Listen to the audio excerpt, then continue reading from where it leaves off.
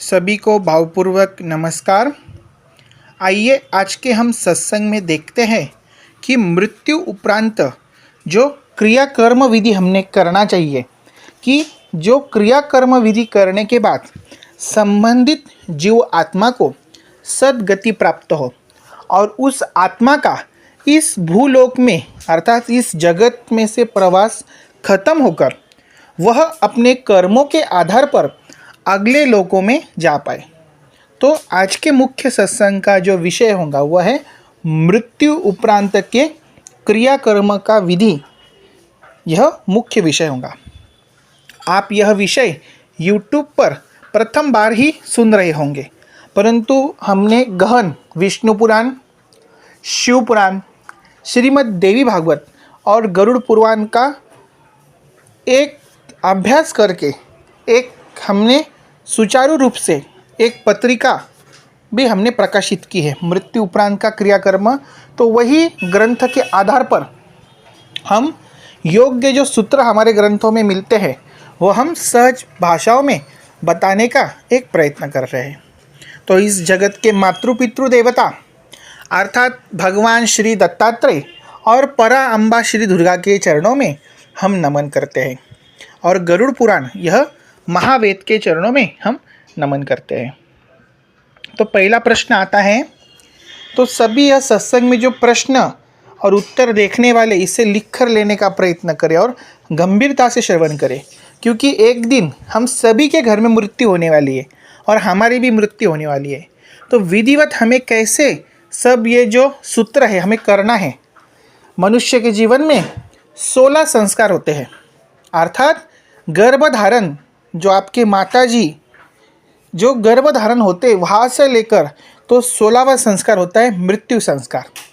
तो ये 16 संस्कारों में से सबसे मुख्य जो संस्कार होता है वो होता है 16वां संस्कार, जिसे हम क्या कहते हैं, अंतिम विधि। तो हम एक एक सूत्र देखेंगे। तो पहला इसमें सूत्र है कि किसी की मृत्यु आ चुकी है तो भी मृत्यु नहीं हो रही है, मतलब हमने गत 5 वर्षों से हम जो धर्म प्रचार कर रहे संपूर्ण भारत में भ्रमण करके वैदिक सनातन धर्म का जो ज्ञान दे रहे हैं, तो उसमें हमने देखा है कि अनेक घरों में कुछ व्यक्तियों की उम्र हो चुकी है 70, 80, 90, 100 या 150 साल तक, परंतु उनकी मृत्यु ही नहीं होती है। कुछ समय वो मृत अवस्था में चले जाते हैं और बाद में वो वापस से जीवित हो जाते हैं। तो ऐसे अवस्था में डॉक्टर भी अचंभ स्थिति से देखते हैं कि इस व्यक्ति की मृत्यु होने के बाद भी ये वापस से किस प्रकार से आ रहा है, या मृत्यु होने में कोई शक्ति बाधित हो रही है, ऐसे हमने देखा है। तो जो व्यक्ति का मृत्यु नहीं हो रहा है या उम्र हो चुकी है या कोई शक्ति अवरोध तैयार हो रही है, तो उन्हें सुगम मृत्यु प्राप्त होने हेतु उपाय करना है। तो ये उपाय आप लिख कर ले, ये पॉइंट्स। तो ऐसे जो मृत्यु होने वाला व्यक्ति है उसके प्राण नहीं निकल रहे हैं, उसके लिए सब ये उपाय हैं। तो उसके रूम में आप सात्विक नामजप पट्टियों का आप मंडल स्टिकर लगाएं श्री गुरुदेव दत्त के। उसके बाद दूसरा उपाय है, उसके रूम में दोनों समय देशी गाय के गौमूत्र का छिड़काव करें। तीसरा उपाय है, उस व्यक्ति के रूम में देसी गूगल का धूप जलाकर धूप का जो धूप है वह प्रज्वलित करके उसका धुआं दिखाए। चौथा उपाय है, उसके रूम में सात्विक भगवान श्री दत्तात्रेय, श्री कृष्ण, श्री शिव और माँ दुर्गा का चित्र उसके दृष्टि के सामने लगाए। पांचवा उपाय है, उस रूम में अखंड श्री गुरुदेव दत्त इस मंत्र का जो नामजप है वो चला कर रखें। छठा उपाय है, उस रूम में गुरु चरित्र का 14वां अध्याय, 18वां अध्याय, तारक मंत्र, सिद्ध मंगल स्तोत्र, घोर कष्ट उद्धारक स्तोत्र और हनुमान चालीसा का पाठ करें। और 7वां उपाय है, उस रूम में श्री दत्तात्रेय देवता की मूर्ति को स्थापित करके उनका अभिषेक करें तारक मंत्र से और श्री गुरुदेव दत्त इस मंत्र से, और उस तीर्थ को उस कमरे में छिड़क कर उस संबंधित व्यक्ति को दे। तो ये आप उपाय कर सकते हैं। और जो उपाय है वो है नमक का दान, अर्थात बाजार से खड़ा नमक खरीद कर लाए 1 पैकेट, उस मृत व्यक्ति के हाथों का स्पर्श कर कर भगवान दत्तात्रेय से प्रार्थना करें कि हे भगवान दत्तात्रेय, कि इस नमक दान के विधि से इस जीवात्मा को सद्गति प्राप्त होने दे, और बाद में वो नमक कोई भी गौशाला, मंदिर, सरोवर, वेद पाठशाला में उस नमक का दान दे। दूसरा है उस व्यक्ति से धन का दान कराए, कोई भी मंदिर में कुछ धन की राशि अर्पण करें, सुवर्ण का दान कराए उस व्यक्ति से, चांदी का दान कराए, गाय को हरा चारा खिलाने हेतु दे, या मिठाई 5 प्रकार की मिठाई, 5 प्रकार के फल उसका दान कराए उस व्यक्ति के हाथ से। और लास्ट उपाय है कि उस व्यक्ति के गले में रुद्राक्ष की माला पहनाए, तुलसी की माला पहनाए, दत्तात्रेय देवता का लॉकेट पहनाए, उसके मस्तक पर विभूति का तिलक करे, और उस व्यक्ति के हाथों से नमक रोटी का दान कराए। अर्थात घर में रोटी बनाकर उसमें नमक रखकर श्री गुरुदेव दत्त से प्रार्थना करके उस नमक रोटी का दान कोई भी गौशाला में या कोई भी व्यक्ति को कर सकते हैं, और या दही चावल का भी दान उस व्यक्ति से करा सकते हैं। तो ये सब जो उपाय है हमारे ग्रंथ में यह मिलते हैं। तो ऐसे उपाय आप लगातार 7 दिन, 8 दिन, 10 दिन करते हैं तो 21 दिन के अंदर उस आत्मा का जीव निकल कर आगे के गति में चले जाता है। तो ये पहला पॉइंट देखा हमने। तो इस प्रकार से आप जो व्यक्ति की मृत्यु आकर भी नहीं हो रही है या अटक रही है, तो उन हेतु आप यह उपाय कर सकते हैं। और इसमें कुछ भी आपको अड़चने आते हैं तो आपको कोई भी शंका हो तो आप हमारे शोध सेंटर में संपर्क करके पूछ सकते हैं। फिर अब दूसरा सूत्र आता है कि किसी की मृत्यु हो जाती है अब तो क्या करना चाहिए। तो हमने धर्म प्रचार के मध्य देखा है कि किसी की भी मृत्यु होने के बाद लोग अपने पंथ के अनुसार या अपने समाज के अनुसार या अपने ज्ञान के अनुसार विचित्र रूप से, मन गढ़ंत रूप से उस व्यक्ति का अंतिम संस्कार करते हैं, जो बहुत ही अनुचित है। और उसी अनुचित कृत्य के कारण घर में पितृदोष निर्माण होता है, प्रेत दोष निर्माण होता है, अन्न दोष, जल दोष, वास्तु दोष निर्माण होता है। ये हमने देखा है। तो हम क्या करते हैं कि मन अनुसार उस व्यक्ति को कोई भी दिशा में सुला देते हैं, किस भी पद्धति से हम उसका स्नान कराते हैं, किस भी पद्धति से हम उसे बांबू के आसन पर लिटाकर हम उससे वैकुंठ धाम अर्थात अमरधाम लेके जाते हैं, कोई भी पद्धति से हम उसे अग्निदान दे देते हैं, हमने ऐसे देखा है। और जो 13 दिनों की विधि है वो भी हम अनुचित रीति से करते हैं। फिर उसके बाद होने वाला मासिक श्राद्ध, हर महीने का श्राद्ध, हर 15 दिन के अंदर होने वाला श्राद्ध, हर वर्ष में होने वाला श्राद्ध वो भी नहीं करते, या करते तो अनुचित करते हैं। तो हम किस प्रकार से योग्य रीति से कर सकते हैं कि उस जीवात्मा को तुरंत आगे जाने की गति प्राप्त हो और उसे सुयोग्य योनि प्राप्त हो और उसके अगला जन्म उसे सार्थकता प्राप्त हो और हमें पितृदोष ना लगे। तो क्या करना चाहिए हमें, गंभीरता से हम देख सकते हैं। तो जब भी किसी की मृत्यु हो जाती है तो उसी समय, किस समय उसकी मृत्यु हुई है, दवाखाने में हुई है या घर में हुई है या कहाँ पर हुई है, उस समय संभव तो समय आप ध्यान रखें। जैसे किसी की मृत्यु 10:15 में हुई है तो वो लिख कर रखें, और अपने परिसर में कोई भी पुरोहित जी हो जिसे वेद ज्ञान संपन्न है, ऐसे पुरोहित जी के पास जाकर उन्हें पूछे कि हमारे परिजन, हमारे नातेवाईक इस समय में आज शांत हुए हैं, तो इसमें कौन सा नक्षत्र है?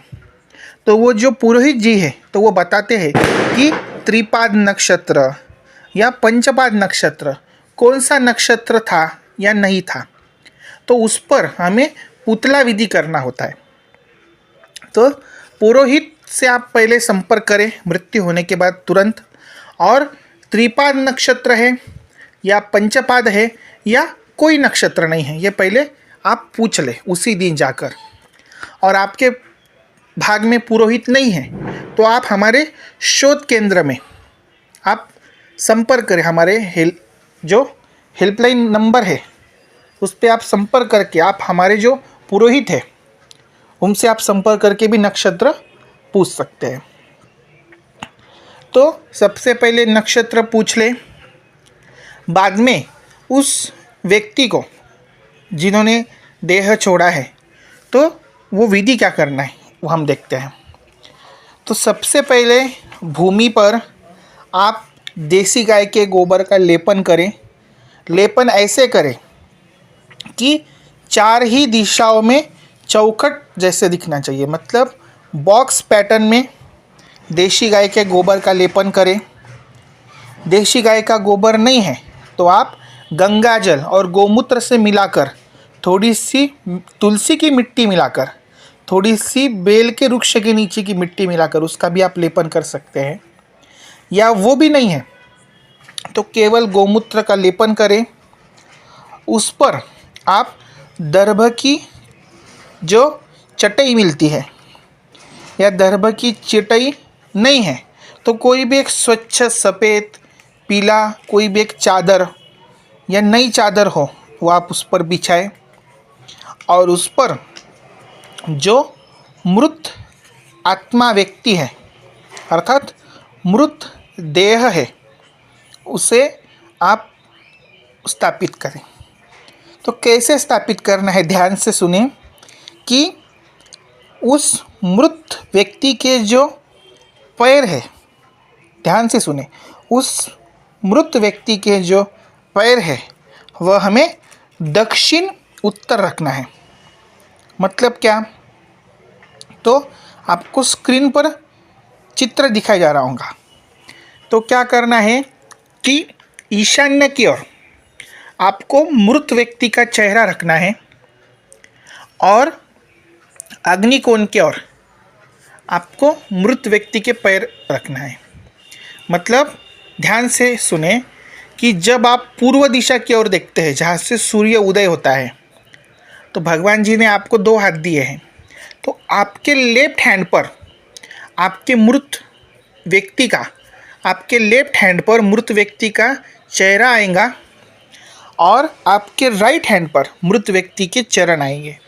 ऐसे उस व्यक्ति को सुला दें, मतलब दक्षिण उत्तर, इस प्रकार से। चित्र गंभीरता से देखिए, यही चूक होती है, हमने देखा है अनेक जगहों पर। चित्र जैसे दिखाया जा रहा है वैसे ही रखें, मतलब उत्तर की ओर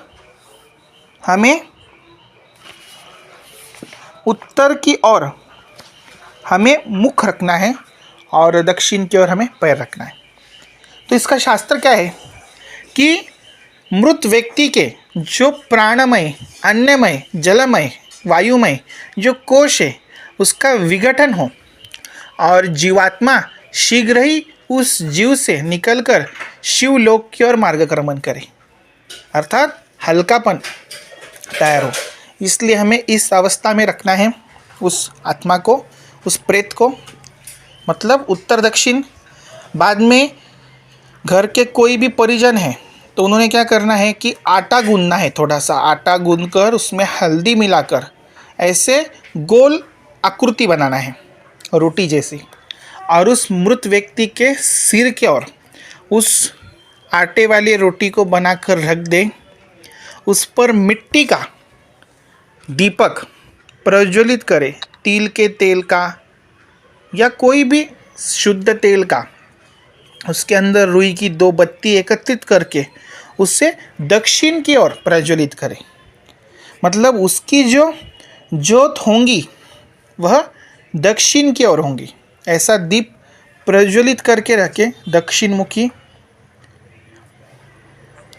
उसके बाद उस प्रेत आत्मा के शरीर के चारों ओर आप भगवान दत्तात्रेय की जो नामजप पट्टी है हाथ से बनाकर श्री गुरुदेव दत्त की आप सिर पर, दोनों हाथों के तरफ और पैर की तरफ आप रख दें। चारों ही तरफ तुलसी दल, बेलपत्री से आप मंडल बना दें और उस प्रेत शरीर पर उसके नासिकाओं में रुई ठूस दें और बेलपत्री, तुलसी उस नाकों में भर दे, कानों में रुई ठूस दे, उसमें भी तुलसी बेलपत्री रख दे। मस्तक पर चंदन का कुमकुम का तिलक लगा दे, उस पर भी तुलसी और बेलपत्री रख दे। मस्तक पर भी तिलक करे, वहाँ पर भी तुलसी बेलपत्री। छाती पर, उसके बाद नाभि पर, मलमूत्र द्वारों पर भी तुलसी बेलपत्री से आच्छादित कर दे और उसे श्वेत रंग की वस्त्र से उस शरीर को ढके, केवल मुख दिखे और चारों तरफ तुलसी बेलपत्री से आप उस शरीर को ढकने का प्रयत्न करें और सफ़ेद वस्त्र के माध्यम से। बाद में उस मृत व्यक्ति के तरफ बाजू में ही एक तांबे के या स्टील के प्लेट में आप सात्विक गूगल की अगरबत्ती प्रज्वलित करके रखें, धूप बत्ती प्रज्वलित करके रखें। तो ये आपको करके रखना है। बाद में पीछे की ओर जहाँ जगह हो घर में, पूर्व या पश्चिम की ओर, जो व्यक्ति को सूतक नहीं लगा है ऐसे व्यक्ति कोई भी एक चौरंग या पीढ़ा रखे, उस पर श्वेत या पीला वस्त्र बिछाकर भगवान श्री दत्तात्रेय जी का चित्र या विष्णु जी का चित्र रख दें और उनके सामने भी आप छोटा सा एक दीप प्रज्वलित करके रखें और फूल हो तो फूल भी आप अर्पण करें। परंतु जिसे सूतक नहीं है वही व्यक्ति ये स्थापित करे और सामने मृत व्यक्ति का शरीर रखना है। ऐसे शास्त्र के अनुसार रखने के बाद अपने मोबाइल फ़ोन पर श्री गुरुदेव दत्त का जप, विष्णु सहस्त्र नाम और संतों के आवाज़ में गाए गए भजन वो आप चला कर रखें। उसके बाद हर 15 मिनट से आप यह प्रार्थना करें, ये प्रार्थना लिखें, हे भगवान दत्तात्रेय, इस जीव को आगे जाने की सद्गति प्रदान करें। इस जीव के चारों ओर आपके सुदर्शन चक्र का अभेद्य सुरक्षा कवच प्रदान करें और इस जीव से निकलने वाले रजतम कणों से हमारी रक्षा करें। ऐसी आपके चरणों में प्रार्थना है। ऐसी प्रार्थना हर 15 मिनट से आप करें और घर के सभी सदस्य करें। सभी सदस्य श्री गुरुदेव दत्त का जप करें, अधिक से अधिक मोबाइल फ़ोन पर लगाएं और संतों के सत्संग भजन का श्रवण करें और हर 1 घंटे में अगरबत्ती प्रज्वलित करें। मृत शरीर के चारों ओर भीमसेनी कर्पूर का चूरा का जो भूसा है, कर्पूर है, वो छिड़काव करें। चारों तरफ गोमूत्र का छिड़काव करते रहे हर 1 घंटे में शरीर के और घर में। और संभवतः देशी गाय के उपले जलाकर उस पर नीम की पत्ती या गूगल चूर्ण डालकर उसका धुआं भी हर 2 घंटे में शरीर के चारों ओर करते रहे, घर में करते रहे। मतलब घर में सकारात्मक ऊर्जा आकृष्ट होंगी और उस मृत व्यक्ति को सद्गति की ऊर्जा प्राप्त होना आरंभ होगी। तो ये गंभीरता से करना है। बाद में मृत व्यक्ति को कब अग्निदान देना है, तो सूर्यास्त के बाद अग्निदान नहीं देते हैं। जैसे कोई व्यक्ति शाम को 5 बजे मर चुका है या 6 बजे मर चुका है, परंतु हम 6:30 के अंदर ही उस व्यक्ति को अग्निदान देते हैं। रात्रि काल में अग्निदान नहीं देना चाहिए, इससे मृत आत्मा अटक जाती है। तो दूसरे दिन जब सुबह सूर्य उदय होगा तो जब ही आप अग्निदान दें, मतलब रात को अग्नि संस्कार नहीं करें। दूसरे दिन जब सूर्य उदय होता है सुबह 4 के बाद आप कभी भी सुबह दिन भर में आप अग्निदान दे सकते हैं। यह दूसरा मुख्य पॉइंट है। फिर तीसरा पॉइंट है कि मृत व्यक्ति की अंतिम यात्रा। तो सुबह हो जाती है, जैसे कोई व्यक्ति मर चुका है रात को तो दूसरे दिन हम उसका विधि करते हैं। तो फिर क्या करना है, तो जो व्यक्ति मृत आत्मा को, जो भी उसका लड़का होगा या जो भी व्यक्ति उसके अग्नि देने वाला है, उसने सबसे पहले मुंडन करना है, मतलब अपने केश का विमोचन करना है। तो जो व्यक्ति अग्नि देने वाला है, ऐसे व्यक्ति ने सबसे पहले नाई जी को बुलाकर अपना मुंडन कराए बालों को, और छोटी सी शेंडी रखे। फिर उसके बाद मृत व्यक्ति को स्नान कराना है। तो स्नान कराने हेतु सात्विक साबुन या पंचामृत, मतलब एक कटोरी में देसी गाय का दूध, घी, शहद, उसके बाद गुलाब जल, और उसके बाद उसके अंदर थोड़ा सा दही डालना है। ऐसे 5 चीज़ एकत्रित करें, सात्विक साबुन ले। तो सभी घर के परिजन उस मृत शरीर को उस जगह से उठाकर घर के आंगन में लाए। एक आंधी चेयर पर या पाटे पर उस मृत शरीर को रखकर सिर से पंचामृत से, गंगा जल से, गोमूत्र से स्नान कराए। तुलसी के मिट्टी से स्नान कराए, जल में मिलाकर बेल के मिट्टी से स्नान कराए, और शालिग्राम का जो जल है, शालिग्राम पर अभिषेक किया हुआ जो जल है, उससे भी स्नान कराए। और जब हम मृत शरीर रखते हैं तो उसके मुख में भी शालिग्राम का जल, गंगा जल हमें रात को ही डालना चाहिए, उससे भी स्नान कराए। उसके बाद स्नान कराने के बाद स्वच्छ वस्त्र से पोंछकर संपूर्ण शरीर पर सुगंधित अष्टगंध भस्म लगाए, तुलसी की मिट्टी लगाए, चंदन लगाए। तो इधर अब 2 नियम होते हैं। जैसे कोई स्त्री शांत होती है तो स्त्री को स्त्री ने ही स्नान कराना है, और पुरुष को पुरुष ने ही स्नान कराना है। फिर यहाँ पर एक और सूत्र आता है, जब कोई सौभाग्यवती स्त्री मरती है, तो मतलब जिसके पति जीवित है और वो मर चुकी है, तो उसे 16 श्रृंगार से सजाकर ही हमें भेजना होता है। 16 श्रृंगार में मतलब हरी साड़ी, लाल चूड़ी, हरी चूड़ी, मंगलसूत्र, कानके, बिछिया, चूड़ी, पायल, मांग टीका, हार, मांग टीका, जो 16 श्रृंगार हैं माता जी को जो हम अर्पण करते हैं, सेंदूर, ये 16 श्रृंगार से ही आभूषित करते हैं। और कोई विधवा स्त्री मरती है, मतलब जिसके पति पहले ही मर चुके हैं, अब वो क्या है, विधवा भगवती है, तो उन्हें सफ़ेद साड़ी पहनाते हैं, मस्तक पर चंदन का और तुलसी का तिलक लगाते हैं, और रुद्राक्ष की माला, स्फटिक की माला और तुलसी की माला पहनाते हैं। और कोई पुरुष मरता है तो उससे हम श्वेत या पीले वस्त्र पहनाते हैं, उसके गले में भी तुलसी की माला, रुद्राक्ष की माला और मस्तक पर कुमकुम का तिलक लगाते हैं। तो ध्यान दे, तीनों ही व्यक्ति हेतु सूत्र अलग है, सौभाग्यवती, विधवा और व्यक्ति के लिए।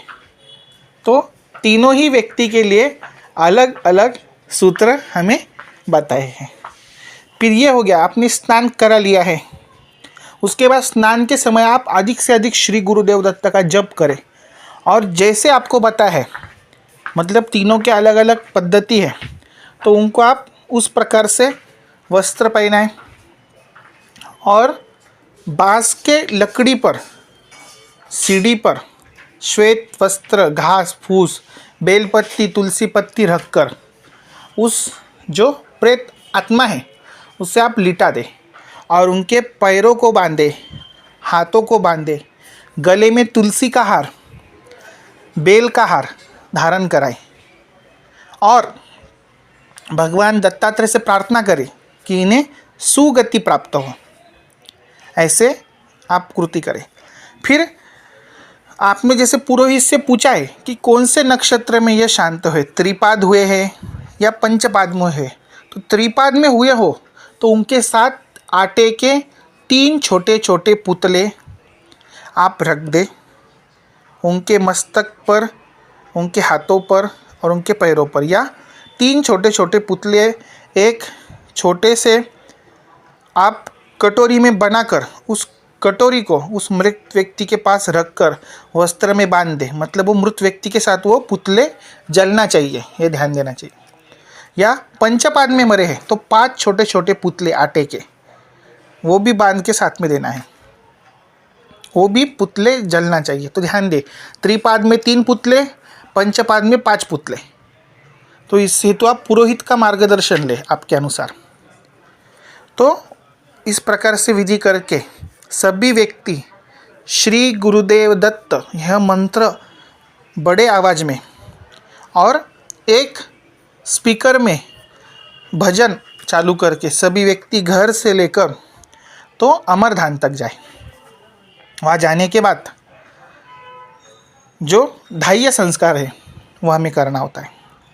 तो उस हेतु अमरधाम में जाने के बाद जिस जगह प्रेत हम अग्निदान देने वाले, वहाँ पर गोमूत्र गंगा जल का छिड़काव करें, गूगल के 4 अगरबत्ती जलाए और देसी लकड़ियाँ, गाय के गोबर के उपले ये रख कर उस पर उस मृत व्यक्ति को आप रखें। और वो ऐसे रखना है, ध्यान दे, अभी विपरीत दिशा में है। मतलब पहले कैसा था कि उत्तर की ओर मुख था, दक्षिण की ओर पैर थे। आप क्या करना है, उत्तर की ओर हमें पैर करना है और दक्षिण की ओर हमें मुख करना है। मतलब उसी उल्टे दिशा में, मतलब अग्निकोण में सिर और ईशान कोण में पैर, उल्टे दिशा से उस मृत व्यक्ति को ऐसे रखना है। वहाँ पे दिशा ध्यान नहीं आती तो भी चलेगा, आप ऐसा रखने का प्रयत्न कर सकते हैं। उस मृत आत्मा को, व्यक्ति को रख दें, उस पर लकड़ियाँ गौरी से रख कर आप अग्निदान करें। तो अग्निदान कैसे करना होता है, तो कुछ लोग सीधी अग्नि जलाते हैं, लकड़ी से, माचिस से, कर्पूर से और जला देते हैं। तो ऐसे नहीं करना है। हमें क्या करना है, एक गोबरी में 5 कपूर की बिट्टियाँ जलाना है और हमें पंच देवताओं का आह्वान करना है। गणेश, लक्ष्मी नारायण, शिव पार्वती, परा अम्बा श्री दुर्गा और सूर्य देवताओं को प्रार्थना करना है कि इस जीवात्मा को आगे जाने की गति प्रदान करे। भगवती पंचदेव प्रार्थना करे पंच देवताओं से 5 कर्पूर की बत्ती जलाकर और गौरी को प्रज्वलित होने के उसमें घी डालकर ओम अग्ने नमः, ओम दत्तात्रेय नमः, ओम शिवाय नमः, ओम रुद्राय नमः ऐसे बोलते हुए, या ये नहीं बोल सकते तो श्री गुरुदेव दत्त, श्री गुरुदेव दत्त बोलते हुए उस अग्नि को अवधूत चिंतन श्री गुरुदेव दत्त इस मंत्र नाम घोष से उस अग्नि को प्रज्वलित करे चिता पर। और चिता प्रज्वलित करे कर्पूर से, सात्विक गूगल से। उसमें रॉकेल तेल नहीं डाले, टायर ना डाले, तो तेल, शुद्ध घी, सात्विक उद्बत्ती, धूप, गूगल, तुलसी, बेलपत्री सब डालकर, सात्विक पदार्थ डालकर प्रज्वलित करें। और चिता प्रज्वलित होने के बाद कुछ समय रुककर सभी जप करते रहे, प्रार्थना करते रहे। चिता के चारों ओर गंगा जल गोमूत्र का छिड़काव करें, कर्पूर जला दे चारों तरफ। और जब खोपड़ी फुट्टी है, फट्टा हो जाता है, तो फिर पानी की परिक्रमा मारना है। तो जिसने अग्निदान दिया है उस व्यक्ति ने मिट्टी का घड़ा लेकर उसमें जल भरना है और उल्टे दिशा से 3 बार, पैरों की तरफ से उल्टे दिशा से 3 बार घूम के श्री गुरुदेव दत्त बोलकर पानी झलकाते हुए हमें मटकी में एक व्यक्ति छेद करेगा। धीरे धीरे 3 बार छेद करके उस मटकी को हमें पैरों की तरफ फोड़ देना है। और प्रार्थना करके हम सभी व्यक्ति जो गए हैं तो वो घर आए। घर आने के बाद सभी लोग गंगा जल से स्नान करें। और आप भी किसी की मृत्यु में जाते हो तो आप भी गंगा जल गोमूत्र से स्नान करें। फिर जो नीम की पत्तियां हैं वो सभी लोग ग्रहण करें, मुख में गोमूत्र युक्त जल ग्रहण करें, नीम की पत्ती ग्रहण करें और मस्तक पर तुलसी के मिट्टी का तिलक लगाएं और घर में आप आ सकते हैं। फिर अभी ये सूत्र किसी के लिए है जिसके घर में मृत्यु हुई तो घर की थोड़ी साफ सफाई करें, गोमूत्र से पोछा मारे, गंगा जल से पोछा मार ले। और मृत व्यक्ति के जो भी वस्त्र थे, जो भी उसके वस्तुएं थे वो भी अमरधान में ही जाकर छोड़ दे उसी दिन। उसे संभाल के नहीं रखना है, वस्त्र है, कपड़े है, जो भी है वो अमरधान में उसी दिन जाकर छोड़ दे। चिता की और चिता पे भी डाल सकते हैं, चिता की बाजू में आप रख दे सकते हैं।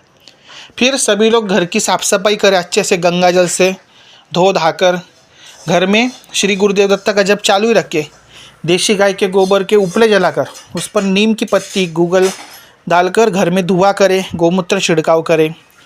और फिर आपके जो भी मित्रजन पड़ोसी हो तो वो आपको उस दिन भोजन देंगे। तो भोजन में आप बेसन रोटी या बेसन चावल या कड़ी चावल, कड़ी रोटी आप ग्रहण करें। ग्रहण करने के पहले भी आप प्रार्थना करें भगवान दत्तात्रेय से। तो ऐसे आपको विधिवत करना है। फिर जो दीपक था वो दीपक 13 दिनों तक प्रज्वलित रखें, उसमें तेल डालते रहें। 13 दिनों तक भगवान दत्तात्रेय का मानस रूप से पूजन करें। फोटो वही रहने दे भगवान दत्तात्रेय की, परंतु मृत व्यक्ति की फोटो ना बनाए, उससे ही पितृदोष तैयार होता है। और 13 दिनों तक घर में गरुड़ पुराण, श्री गुरुदेव दत्ता का जप, गरुड़ पुराण का श्रवण करें। और प्रतिदिन जो घर में भोजन बनेगा, बाद में तीसरे दिन से आपके घर में अग्नि प्रज्वलित होती है। तीसरे दिन से 3 दिनों तक आप कोई भी होटल से खा सकते हैं मंगाकर, या आपकी घर की जो लड़कियां है, दामाद जी है, या आपकी जो बुआ लोग हैं वो आपको उनके राशि से आपको भोजन दे सकते हैं। और वो भी नहीं है तो आप अपने राशि से बाहर से भोजन मंगा कर 3 दिनों तक खा सकते हैं। और तीसरे दिन आप अग्नि प्रज्वलित कर ले घर में, और रोज़ का भोजन आप बनाएं। और उस मृत व्यक्ति के नाम से जो भोजन बनेगा वो 13 दिनों तक छोटे से थाली में रख के जल और भोजन, और वो गौ माता को, श्वान को, गरीबों को देते रहे। चाय है, भोजन है, और गरुड़ पुराण का पाठ, दत्तात्रेय भगवान का जप, दत्तात्रेय भगवान की प्रार्थना करते रहे 13 दिनों तक आप इस प्रकार से। तो परंतु मृत व्यक्ति का चित्र ना बनाए, उसका फोटो ना बनाए, ये ध्यान दें। नहीं तो फिर क्या होता है, उस मृत व्यक्ति के स्पंदन, रूप, रस, गंध, अक्षर, शब्द वो वापस से घर में आ जाते हैं। तो भगवान दत्तात्रेय के फोटो का पूजन करें, परंतु मृत व्यक्ति का चित्र का पूजन ना करें। ये हमारे सनातन ग्रंथ में कहाँ भी उल्लेख नहीं मिलता है। तो इस प्रकार से आप अंतिम विधि करें। आपके जो भी मृत व्यक्ति है उन्हें सद्गति प्राप्त हो, यही मोक्षज्ञ दत्तात्रेय भगवान से हम प्रार्थना करते हैं। इस संबंधित आपके मन में कोई भी शंका, प्रश्न हो तो आप हमें संपर्क कर सकते हैं। हमारा संपर्क क्रमांक है 9890700968। नमस्कार।